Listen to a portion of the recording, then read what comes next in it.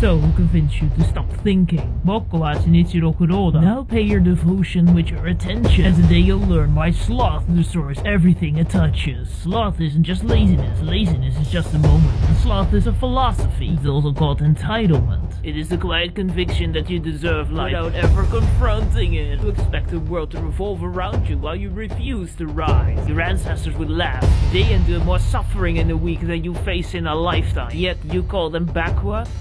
Ironic. They built civilizations and blood for them. When you scroll through the ruins and dare to feel superior. Sloth is the purest form of arrogance. Gonna believe that growth will happen to you without doing anything? No, it won't. Sloth is a death trap. Few ever escape. And it doesn't kill quickly, it spreads. You're a burden on everyone around you to care about you. It turns families into ghosts, dreams into tomorrow, and your potential will rot away. Even the weakest enemy can defeat a sleeper, and even the dullest tyrant can rule those who refuse to stand. Aurelius said we waste life as if we had another one in reserve. He kinda underestimated you. Time is carnivorous, and it devours every version of you, including the one you were too passive to become. And the most tragic part is, you kneel willingly. So tell me, did you wake up yet, or are you just easy to rule? Ignorance will bind you, remembrance will set you free. So this is why I asked you. Well done, you escaped Sloth and walked straight into a gilded cage. Pay your devotion with your attention. Temptation isn't just pleasure, temptation is paralysis wearing a smile. This is where today most men die spiritually, not in agony but in comfort. Oh, I get it. You get a job, the routine, the predictable relationship, the life that looks stable enough to silence the suffering. It's the cope and the Archon whispers, stay, don't reach higher. Don't risk losing what you already have. Yeah, it sounds like safety, but it's actually sabotage. And the faint restlessness you feel, that's not boredom, that's your soul clawing at the inside of your guts. You wonder where your old dreams went. They didn't just disappear, you buried them under convenience. Now say the spell aloud. The price of a dream is always less than the cost of regret. Even Kierkegaard warned that the worst despair is the one you can live with. Comfort makes cowards of the capable. Alright, here is an esoteric truth. The wise stay on the road, but the road exists only because a fool carved it by refusing to obey. Answer me now, are you building a life or polishing your prison? Ignorance will bind you, remembrance will set you free. That's why I warned you. Fear rules more men than any tyrant could dream of. There is a thin line between caution and captivity. I am Shin-Ichiro Kuroda. Pay your devotion with courage. Most people don't actually fear death, but they fear not finishing the script they wrote for themselves. Clinging on a life they barely live, terrified that nothing lies beyond it. Oh, Archons love that kind of mind. A mind convinced it only has one life is the easiest to break. Tell a man he has a soul and he stands straighter. Tell him he is only meat and he becomes obedient. Fear is the perfect spell, it's like a silencer. It shrinks your world so much that you mistake survival for purpose. You stop choosing, you stop becoming, you let life collapse into maintenance. Some call it realism. It isn't, it's collapse. You know, fear is the engine of every system that wants you small. It makes you distrust wonder, it makes you mock your own longing, it makes you worship time and forget you were meant to outgrow it. And the more you fear death, the less alive you become. So you want some esoteric truths? Listen carefully. Fear works because you believe the end is final, that is the Archon's favorite lie. Always read this one if you're afraid. I was here before the flesh, I shall remain after, I am eternal. A soul that remembers itself cannot be ruled. So tell me, are you living or delaying your own demise? Ignorance will bind you, remembrance will set you free. So that's why I warned you. Who wants to watch the world burn? Pay your devotion with passion. So hatred is your inner wall, because it causes your soul to collapse inward. The moment the soul whispers, if I cannot rise, then everything around me shall burn. Fear stifles you and hatred weaponizes you. It becomes the singularity of the bitter, a perfect pit for every wound you refuse to heal. You know what hatred really is? It's the belief that all your enemies are external, pathetic, tragic, and wrong. Archons adore hatred, playing with fire and proud of it. Hatred convinces you rage is strength, when it's really just fear wearing war paint. Tacitus once wrote, too savage to slaughter to seize, they call it empire, and they make a desert and call it peace. Humanity does this, nations do this, and you do it inside your own mind. You salt your own earth and then mourn the harvest. Hatred blinds you to the truth Archons fear most, the enemy has always been within the perimeter. Say this aloud until it cracks something open. Divided they conquer, united we transcend. I mean, hatred divides you from yourself first. And once the fracture forms, the Archons don't even have to push. You will burn your own world for them. And here's the part that should sting. Hatred is the easiest path because you never have to look at yourself.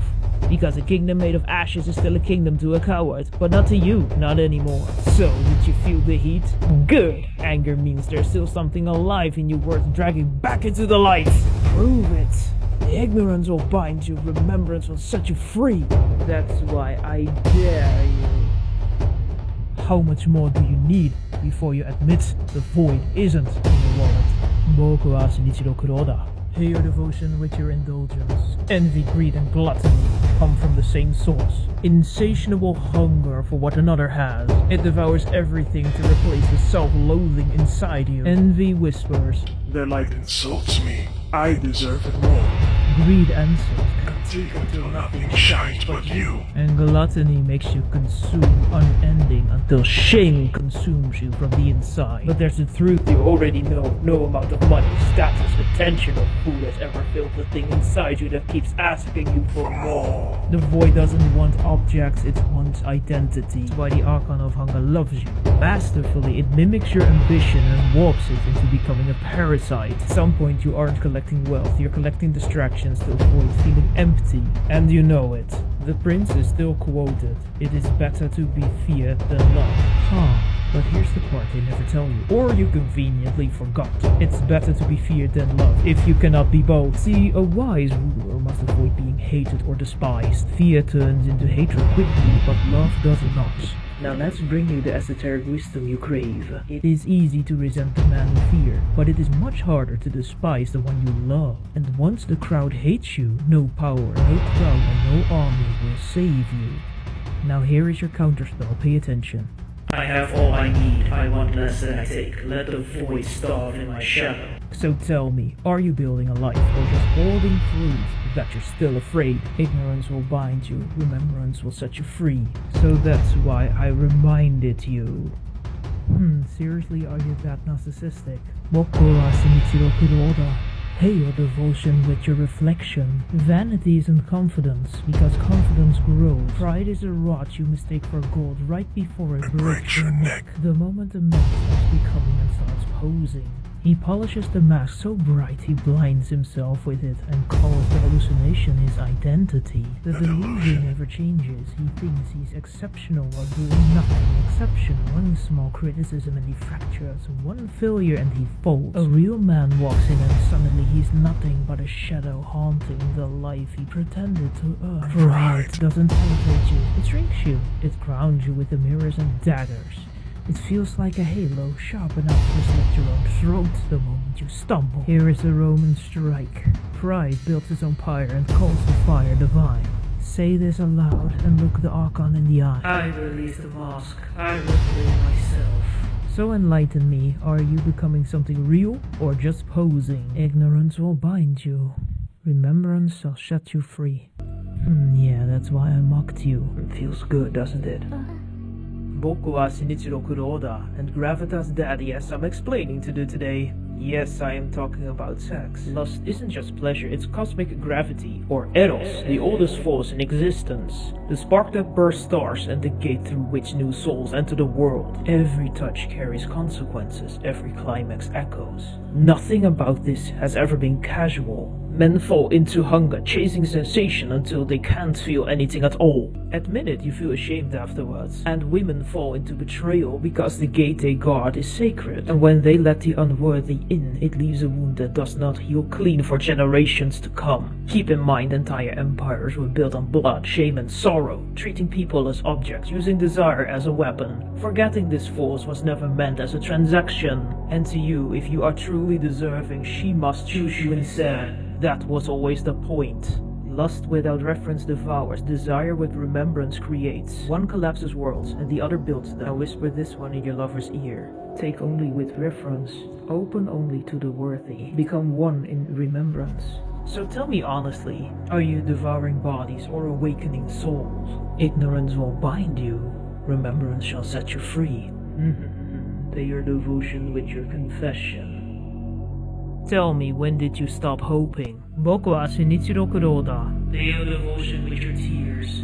Despair isn't an emotion, it's a final verdict, a quiet and cruel conclusion. Nothing you do will matter. Most men who fall here don't die, they just stop living. They breathe, they drift, but the spark inside them dims until even desire stops recognizing them. The Archon of Despair is one of the hardest to beat. It feeds on conclusions, the false certainty that the universe has already judged you, that your story is fixed, and that your suffering is destiny, not a passage. The Archon keeps convincing you that you control nothing, not your fate, not your purpose, not even your next breath.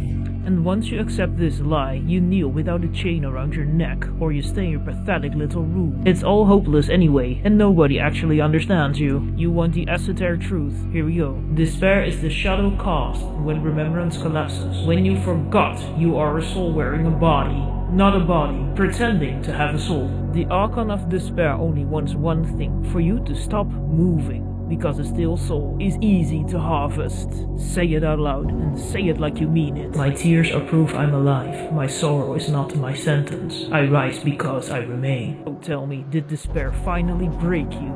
Or did it just reveal where you must fight? Ignorance will bind you. Remembrance will set you free.